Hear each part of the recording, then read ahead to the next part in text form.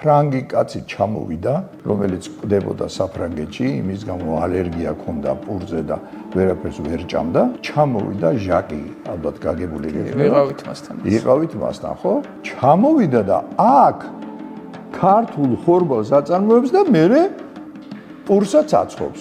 სულ მაგას ვეუბნებით ჩვენს ფერმერებს, რომ ხორბალი კი არ უნდა მოიყვანო მარტო, არამედ ხორბალი უნდა მოიყვანო, მერე პური გამოაწყო და მიაწოდო მოსახლეობას.